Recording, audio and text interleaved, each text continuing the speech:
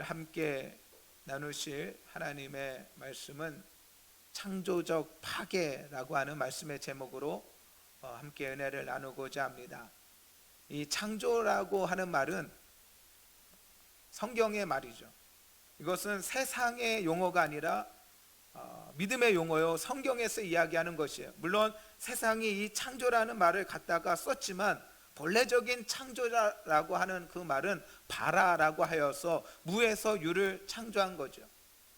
만들다라고 하는 아싸와 다르다라는 것을 우리가 또 반복적으로 살펴봐야 될 그런 바가 되어질 것이에요. 아무튼 이러한 창조라고 하는 말이 세상에 가서 또 다른 말로 쓰임을 받게 되어지는데, 오늘 말씀의 제목은 창조적 파괴. 이것은 성경적인 용어가 아니라 경제 용어입니다. 오늘 말씀을 좀 경제적 용어지만 이 경제적 용어 안에 또 우리의 믿음의 교훈을 삼을 수 있는 그러한 교훈이 있기에 말씀의 제목으로 삼았습니다. 창조적 파괴. 창조와 파괴라고 하는 말은 좀 어울리지 않죠. 창조 그리고 파괴 어울리지 않는 듯 하지만 마치 남자와 여자가 잘 어울리지 않죠. 남자와 여자가 어울리지 않습니다. 그러나 남자와 여자가 잘 어울리죠. N극과 S극은, 자석을 보면 N극과 S극은 정반대예요. 그러나 그 다른 이 N극과 S극이 서로를 향하여 더 당기게 되어져 있는 것이죠. 창조와 파괴라고 하는 말도 어떻게 보면 잘 어울리지 않는 말이지만 깊은 연관성이 있다라고 하는 것을 살펴볼 수 있게 되어질 것입니다. 이 창조적 파괴라고 하는 말은 슌페터라고 하는 경제학자가 이야기한 그러한 말이에요. 영국의 케인즈와 더불어 20세기의 대표적인 그런 경제학자죠. 슌페터의 이러한 이 창조적 파괴, 무슨 말이냐면 기술이 혁신하여서 낡은 것이 무너지고 또한 새로운 것을 만들어서 변화를 얻어가는 그 과정을 바로 창조적 파괴다라고 이야기하는 것이에요. 다시 한번 좀 천천히 말씀드릴게요. 기술의 혁신으로 기술이 발달되어지면 이 낡은 것이 무너지게 되어져 있죠. 기술의 혁신으로 낡은 것이 무너지고, 그러고 끝나는 것이 아니라 새로운 것을 만들어서 변화가 되어지는 과정. 같은 말의 반복이에요. 같은 말을 하였는데 아무튼 이게 좀 안 와닿아도 아무튼 창조적 파괴라고 하는 말이 이러한 뜻을 가지고 있는 것이죠. 어떻게 보면 철학에서, 논리에서 이야기하는 정반합이라고 하는 그 과정과도 비슷하게 보일 것이에요. 예를 들면 스마트폰이 새롭게 기술의 혁신으로 말미암아 이루어졌을 때 어떠한 일이 일어났습니까? 디지털 카메라라고 하는 그 산업이 망하게 되어져 있죠. 또한 내비게이션이라고 하는 것이 다 스마트폰 안에 귀속되어서 그 모든 산업이 무너지게 되어지는 것이에요. 낡은 것이 무너지게 되어지는 것이에요. 기술의 혁신으로 스마트폰이라고 하는 새로운 기술이 등장하였을 때 이전에 있었던 산업들의 많은 부분이 무너지고 또 망하게 되어지죠. 그러나 그것으로 끝나는 것이 아니라 새로운 것들을 만들어서 어떠한 변화되어진다라고 하는 것이 이러한 창조적 파괴의 의미가 되어집니다. 그러나 오늘 우리는 기술의 혁신으로 인한 그러한 파괴가 아니라 간염병에 의한 어떠한 일상의 파괴가 이루어지고 또 신앙의 파괴가 이루어지고 그런 것을 살펴볼 수 있어요. 오늘 이렇게 실시간으로 예배를 드리지만 이곳에 거의 아무도 없고 낯선 예배죠. 우리가 이러한 시간들을 통하여서 일상에 대한 그리움을 갖습니다. 함께 만나는 것이 얼마나 감사한 것인가, 함께 이야기하는 것이 얼마나 감사한 것인가, 함께 음식을 나누는 것이 얼마나 감사한 것인가, 함께 예배하는 것이 얼마나 감사한 것인가 라고 하는 것을 우리가 느끼게 되어지죠. 그런데 오늘 특별히 우리가 고백하고 또 깨달아야 될 것이 있어요. 그것은 무엇인가? 오늘 우리가 이렇게 힘든 시간을 보내고 신앙의 파괴, 일상의 파괴라고 하는 이 시간이 값비싼 수업료라고 하는 것을 깨달아야 돼요. 이것은 우리들 가운데 아주 값비싼 수업료를 지불하고 있는 것이에요. 그냥 시간이 아니에요. 수업료를 지불하고 있는 것이에요. 아주 비싼 값을 치르고 있는 것이에요. 이제 이 비싼 시간, 이 비싼 값을 치르렀을 때 우리에게 어떠한 기대가 있는가라고 하는 것입니다. 만약 이 시간이 어떠한 값비싼 값을 치르고 있는 그러한 시간들이라면 우리가 기대하는 바가 무엇인가라고 하는 것이죠. 어떻게 보면 이전의 삶을 그리워할 수 있어요. 그러나 오늘 우리가 치르고 있는 이 시간들, 이러한 모든 삶이 값비싼 값을 치르고 있다는 것을 인정한다면 단순하게 예전의 삶으로 돌아가는 것을 목적으로 삼아서는 안 돼요. 그렇게 하기에는 너무나 비싼 값을 치르고 있다라고 하는 것이죠. 이전의 만남, 이전의 생활, 이전의 예배, 이전의 교제, 이전의 삶, 그 삶으로 돌아가는 것을 목적으로 하는 것이 아니라 이 비싼 값을 치르었다며 뭔가 이전보다 더 나은 그러한 일상의 회복이 있기를 바라는 것이죠. 구원의 의미가 그렇습니다. 구원이란 무엇인가? 구원이란 죄에서, 사망에서 건짐을 받는 것이죠. 그러나 그것이 구원의 모든 것을 의미하는 것은 아니에요. 왜 그렇습니까? 왜 그럴까요? 이스라엘 백성들이 애굽에서 이끌림을 받았습니다. 그들이 종에서 이끌림을 받았죠. 그러나 사실 그들은 종이 아니었다라고 하는 것을 기억해야 되는 것이에요. 단순하게 죄와 사망에서 종됨에서 구원하는 것이, 그것이 구원이 아니라 그 이전의 삶, 하나님의 자녀로, 하나님의 백성으로의 자신들의 삶으로 회복하는 것, 그것이 바로 구원의 의미가 되어지는 것이죠. 오늘 우리가 일상의 파괴를 경험하고 있지만 이러한 파괴 이전에 우리들의 일상이 과연 우리가 그리워하며 또한 온전한 그러한 일상이었는가라고 하는 것이, 우리는 더 나은 그러한 일상을 우리가 사모해야 되는 것이, 이 땅의 모든 심판은 최후의 심판이 아닙니다. 최후의 심판이 아니에요.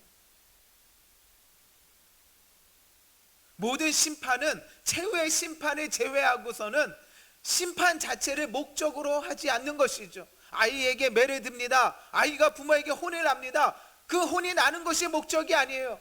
바르게 세우기 위하여 혼을 내게 되어지는 것이죠. 이 땅의 모든 심판은 최후의 심판이 아니에요.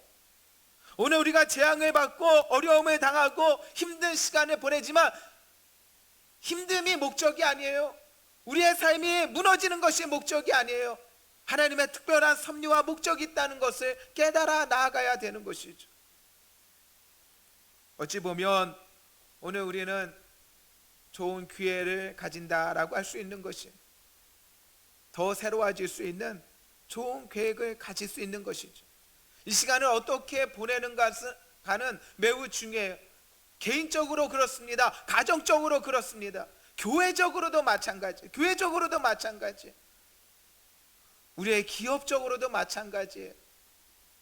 이 시간을 아무런 생각 없이 보내서는 안 돼요.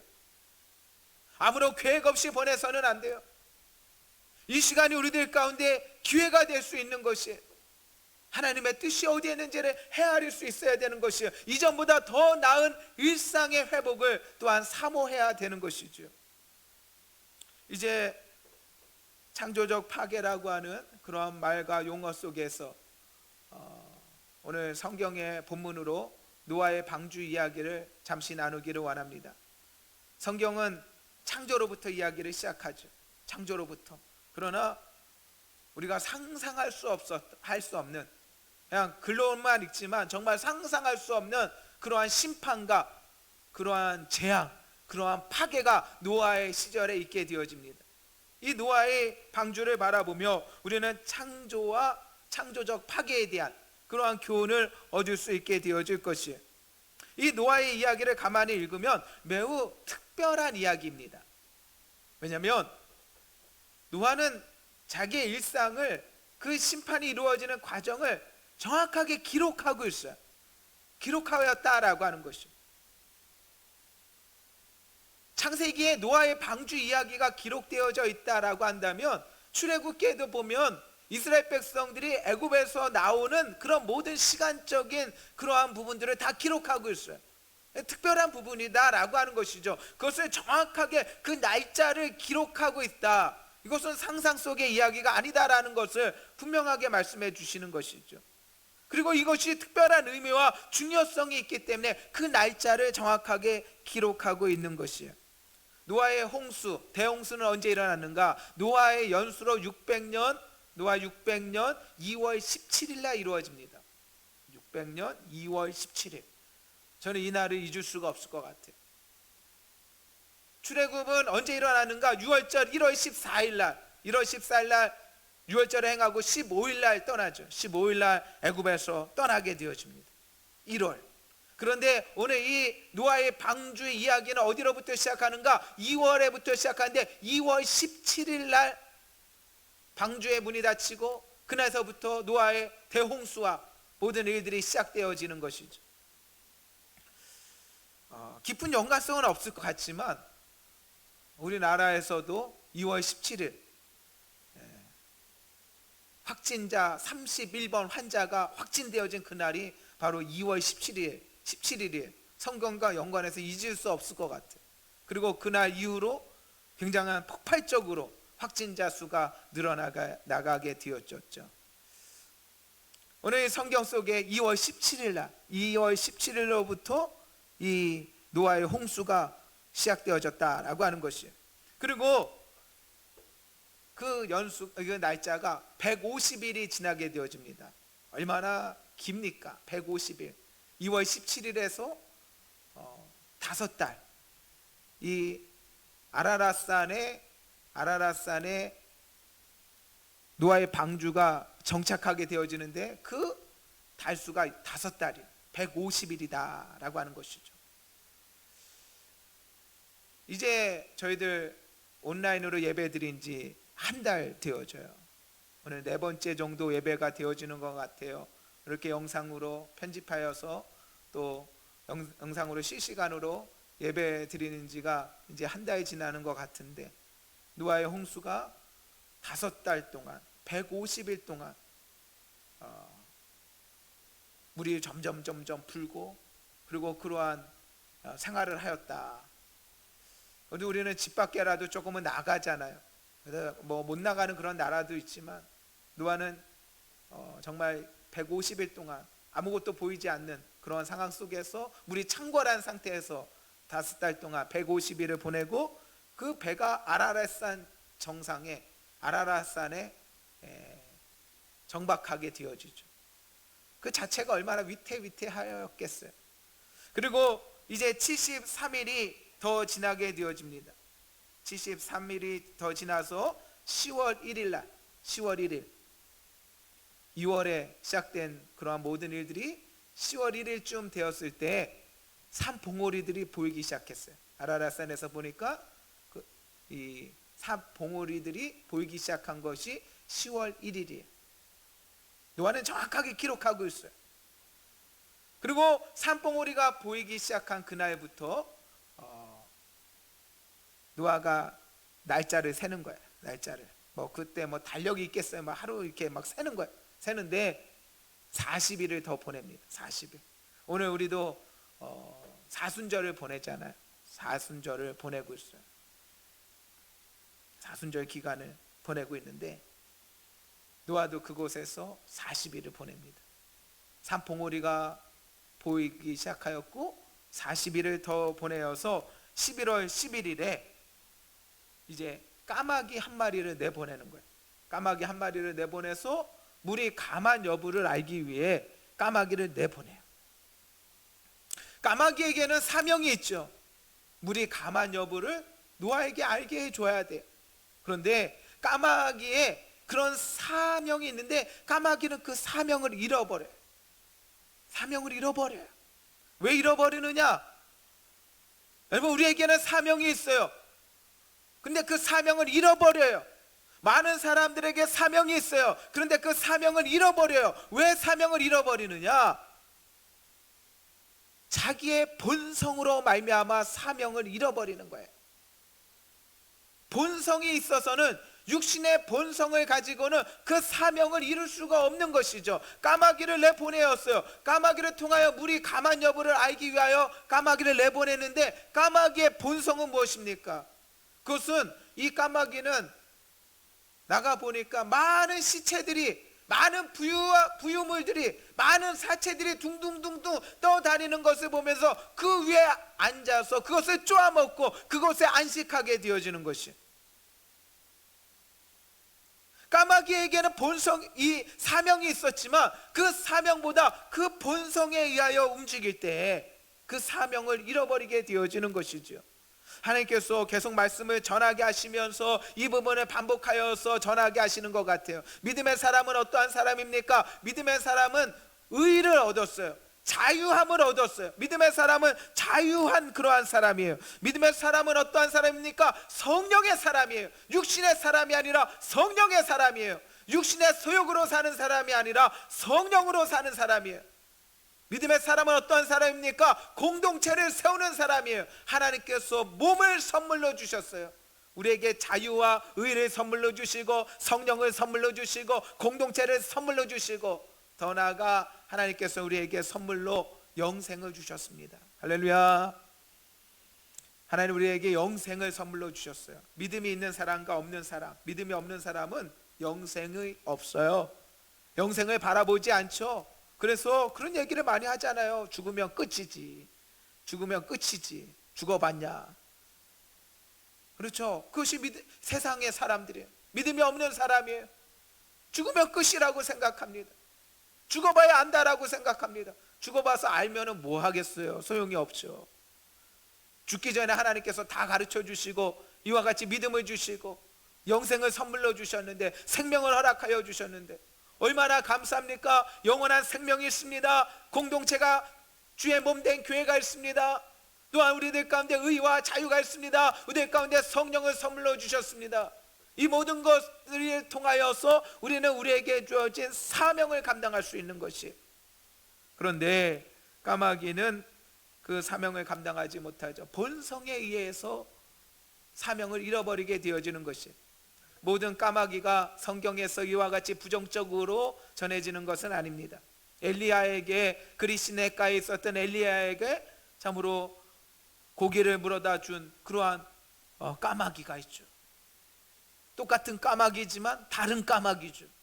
하나는 본성에 의한 까마귀고, 하나는 하나님의 이끄신 가운데 하나님의 뜻을 이루는 그러한 까마귀가 되어지는 것입니다. 이 까마귀 이야기를 하면서 까마귀를 내보냈는데 까마귀가 돌아오지 않았어요. 까마귀는 돌아오지 않았습니다. 오늘 우리가 함께 예배드리지 못하지만 아무튼 제가 그렇게 생각할 거예요. 우리 다 함께 4월 달에는 그래도 예배 드릴 수 있지 않겠습니까?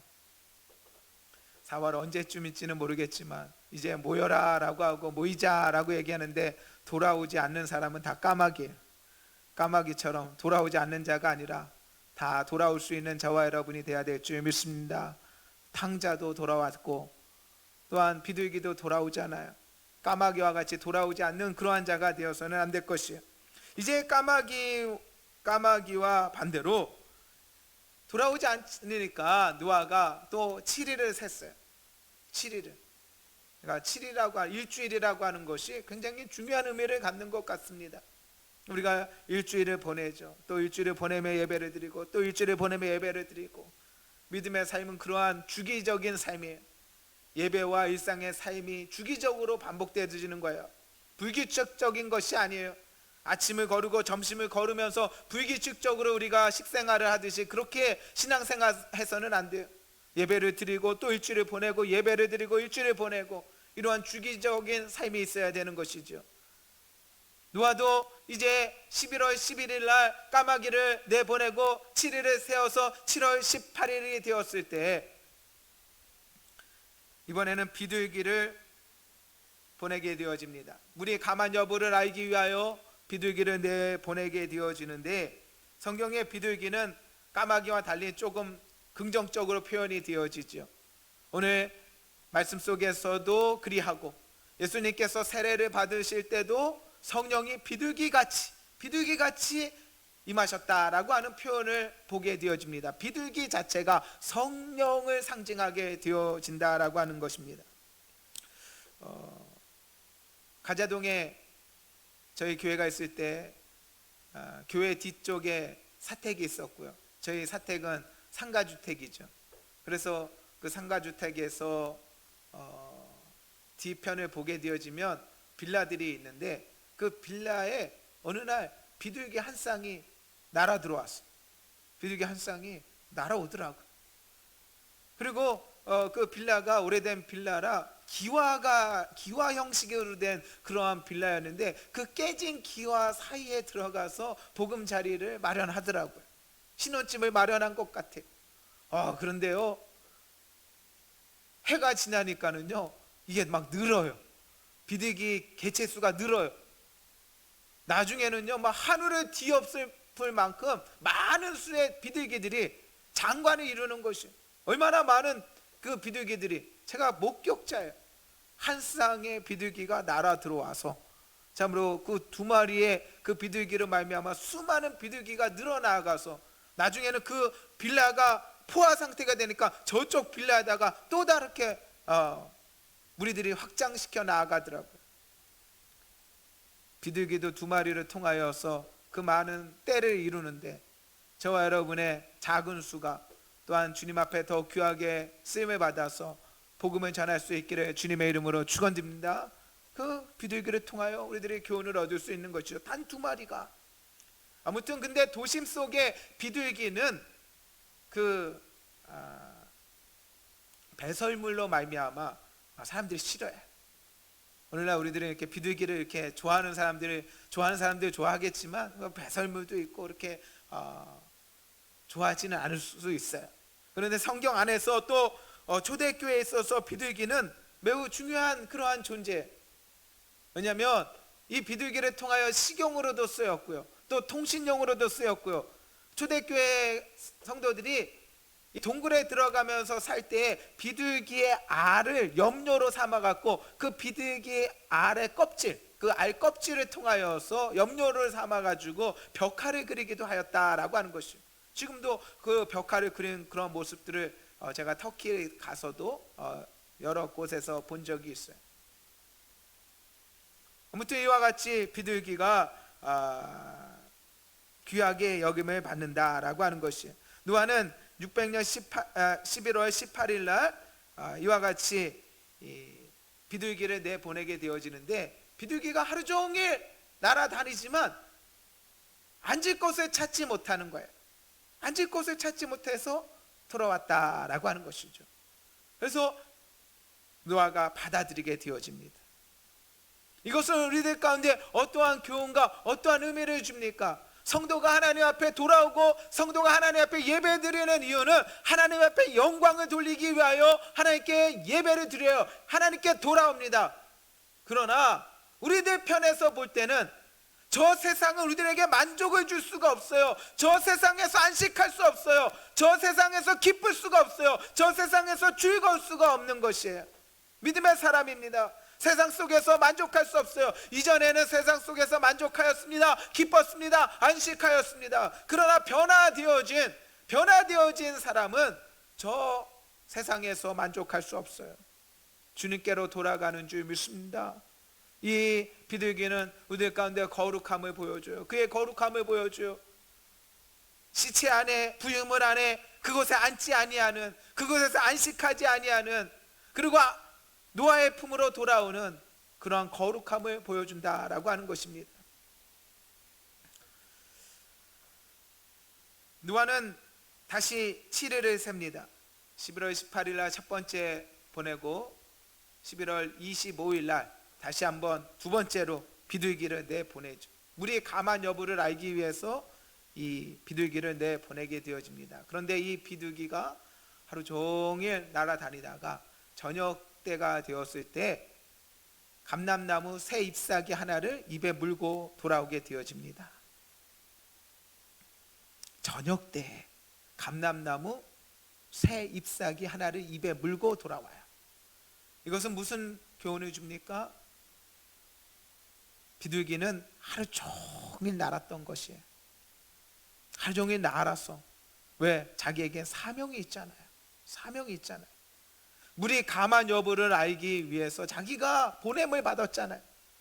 이제 금방 가서 찾아온 것이 아니라 아마 반나절을 날아서 그리고 또 반나절을 돌아오게 되어졌을 것이에요.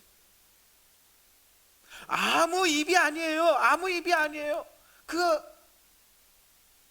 온통 물 천지인 그곳에 나뭇잎이 얼마나 많았겠어요. 둥실둥실 떠다니는 부유물들과 나뭇잎이 얼마나 많았겠어요. 그 중에 하나를 가지고 온 것이 아니라 물에 젖은 또한 썩은 그러한 나뭇잎을 물고 온 것이 아니라 감람나무 새 잎사귀 하나를 물고 돌아왔다라고 하는 것이죠. 자기에게 주어진 사명을 정확하게 알았고, 또한 이 비둘기는 자기의 부르심을 알고 또한 그 부르심에 최선을 다하고 충성하였음을 보여주게 되어지는 것이죠. 저와 여러분도 맡겨진 일에 충성할 수 있기를 주님의 이름으로 축원드립니다. 하나님께서 내게 맡기신 일들을 알고 분별하고 또 그 모든 일에 최선을 다하여서 충성하여서 그 모든 일들을 이루어 나갈 수 있는 우리의 삶이 되어야 되는 것이에요. 모든 인생에는, 모든 피조물에게는 생명이 있습니다. 생명이 없는 사람은 없죠. 여러분, 생명이 있습니까? 없습니까? 생명이 있습니까? 없습니까? 생명이 있죠. 그러니까 살아있잖아요. 살아있잖아요. 생명이 있는 모든 자에게는 사명이 있습니다. 여러분, 저와 여러분에겐 사명이 있을까요? 없을까요? 어떤 사람은 내게는 생명은 있는데 사명은 없어요. 여러분, 그렇지 않습니다. 생명이 있다면 사명이 있는 거예요. 생명이 있다면 사명이 있는 거예요. 주인의 부르심을 정확하게 알아야 되는 것이에요. 엉뚱한 것을 물고 들어온 것이 아니죠. 비둘기가 엉뚱한 것을 물고 나온 것이 아니잖아요. 저 비둘기도 노아의 부르심을, 보냄을 알았다라고 한다면 하나님의 형상을 따라 지음을 받은 우리가 하나님의 부르심과 그 뜻을 알지 못하여서야 되겠는가라고 하는 것이지요. 오늘 이 비둘기는 충성하였습니다. 더 나아가 이제 세 번째로 600년 12월 2일에 세 번째로 내보내게 되어집니다. 세 번째로 내보내. 까마귀는 한 번 내보냈는데 그냥 돌아오지 않았어. 그 후로 보지 못하였다. 그 후로 보지 못하였어. 우리는 그 후로 보지 못하는 사람이 되어서는 안 돼요. 그 후로 어떻게 됐는지 몰라요. 그러나 비둘기는 돌아왔고 또 보냄을 받았고 또 돌아왔고 또 보냄을 받았습니다. 세 번째로 또 보냄을 받죠. 믿음직스러운 사람, 신실한 사람, 쓰임받는 사람. 오늘 이 비둘기가 그러한 모습을 보여줍니다. 노아가 계속 믿음직스럽잖아요. 계속 다른 거 보내지 않고 비둘기를 보내잖아요. 비둘기 계속 보내. 신실한 거예요. 믿음직스러운 거예요. 그러나 이제 세 번째는 돌아오지 않습니다. 돌아오지 않음을 통하여서 비둘기도 돌아오지 않았구나라고 하는 것이 아니라, 비둘기가 돌아오지 않았다는 것은 희망의 메시지를 보내주는 거죠. 왜 돌아오지 않았을까? 지면에 물이 감하였음을 돌아오지 않음을 통하여 전해주고 있는 것이죠. 마지막까지 이 비둘기는 우리 가운데 그의 거룩함을, 그의 충성을, 또 신실을, 더 나아가 노아에게 희망의 메시지를, 이제 물이 감하였다라고 하는 것을 알게 해주는 그런 메시지를 주게 되어집니다. 시간은 더 흘러서 601년 해가 바뀝니다. 그리고 1월 1일에 지면에 물이 거칩니다. 참 신기하죠. 첫날에 하나님께서 아주 타이밍을 정확하게 하나님께서 행하시는 것 같아요. 601년 해가 바뀌었어요. 601년 이제 지면에 물이 거칩니다. 출애굽한 이스라엘이 성막을 만들고 출애굽 2년 1월 1일에 성막을 세우죠. 새해 첫날에 성막을 세웁니다. 또 새해 첫날에 물이 거칩니다. 이것이 우연의 그냥 날짜적인 일치가 아니라 하나님께서 새로움을 보여주시는 것이죠. 시작을 보여주시는 것이죠. 601년 1월 1일 날 물이 거치게 되어집니다. 그리고 2월 27일 날 지면에 물이 마르게 되어집니다. 이렇게 되면 2월 17일 날 홍수가 나기 시작하여서 물이 마르는 또 방주에서 나오는 2월 27일까지 1년하고도 10일 동안 노아의 방주 이야기가 이루어지게 되어집니다. 노아는 언제 나왔습니까? 노아는 2월 27일 날 나왔지만 환경이 땅에 물이 말라서 나온 게 아니에요. 1년 넘는 시간 동안 방주에 있다가 이제 땅에 안착하고 땅에 물이 마르니까 나온 것이 아니에요. 또 얼마나 답답하였겠어요. 방주 안에 수많은 동물들이 있고 그 안에 배설물만 해도 또 짐승들과 함께 냄새도 고약했을 것 같아요. 또 호화 유람선도 아니고요. 굉장히 좀 오래 살고 싶은 그런 공간은 아니었을 것 같아요. 얼마나 나가고 싶겠어요. 이제 땅이 마르니까 감정적으로, 의지적으로 그곳을 나온 것이 아니에요. 노아가 나온 것은 하나님께서 나오라 라고 해서 나왔어요. 나오라. 환경이 열려서 나간 것도 아니고 자기가 나가고 싶어서 나간 것도 아니고 하나님께서 나오라 라고 그 말씀에 의지해서 나왔어요. 뭔가 우리들도 달라져야 되지 않겠습니까? 저와 여러분도 하나님의 말씀의 인도함을 받아야 될 줄 믿습니다. 하나님의 말씀에 묵상하고 머무르고 그 말씀의 인도함을 받고 더 나아가 노아가 방주에서 나와서 가장 먼저 행했던 일이 무엇인가? 그것은 하나님 앞에 번제하였던 일이에요. 예배했던 일이에요. 믿음의 사람의 공통적인 특징이에요. 아브라함도 그리하였고 또 노아도 그리하였고 그들의 인생 속에 가장 중요한 순간에 그들의 첫 순간에 무엇부터 시작합니까? 예배함으로 시작하게 되어지는 것이죠. 세상은 예배에 대해서 잘 몰라요. 그냥 예배를 어떻게든지 세상의 염려도 이해는 가요. 그러나 세상적인 생각이죠. 믿음의 사람들에게 있어서 예배는 생명과 같은 거예요. 예배로부터 시작하는 거예요. 귀한 거예요. 가장 먼저 회복해야 될 그러한 바가 되어진다라고 하는 것입니다. 어려운 시간을 우리가 보내고 있습니다. 하나님은 아침이라는 선물을 매일과 같이 주셨어요. 아침 시작할 수 있잖아요. 새 마음으로 시작하잖아요. 어떻게 보면 잠을 주신 것도 새롭게 시작하라고 잠을 주셨는지도 모르겠어요. 잠을 주고 또 일어나면 새롭게 한 날을 시작하고 또 한 주간을 시작하고 또 매해마다 새로운 해를 우리가 시작하죠. 또 우리의 일상에 하나님께서 파괴라고 하는 어려운 시간들을 또 주셨지만 또 이 또한 창조적 파괴가 되어질 때 뒤돌아보면 언젠가 나의 신앙에 나의 삶의 전환점이 될 만한 그러한 순간을 보내고 있는 것이에요. 어려운 순간들 잘 인내하시고 잘 견디셔서 새로운 창조적인 삶이 이루어지는 저와 여러분의 귀하고 복된 삶이 다 되시기를 주님의 이름으로 축원드립니다. 아멘.